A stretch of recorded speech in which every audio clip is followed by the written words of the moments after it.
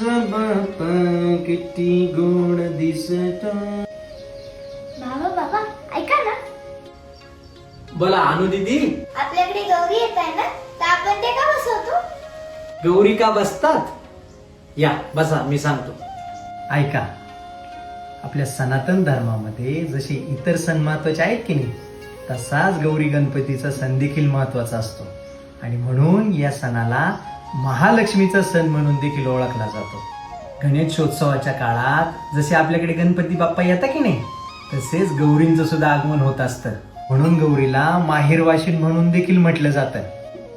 अच्छा, आता काही काही ठिकाणी प्रथा वेगवेगळ्या आहेत बरं का. आता काही ठिकाणी गौरी म्हणजे गणपती बाप्पाची बहीण, काही ठिकाणी बायको, तर काही ठिकाणी आई पण मानलं जातं बरं का. पण बहुतेक ठिकाणी गौरी म्हणजे गणपती बाप्पाची बहीणच असं मानलं जातं. आणि म्हणून ती आपल्या भावाकडे म्हणजे गणपती बाप्पाकडे पाहुणचारासाठी येत असते. गौरी आपल्याकडे 3 दिवस येतात आणि 3 दिवस आल्यानंतर त्या 3 दिवस आपल्याकडे पाहुणचार घेतात. आणि गौरी येताना आपल्याकडे सुख समृद्धी घेऊन येतात. समजलं का अनु दीदी? हो बाबा, थँक्यू.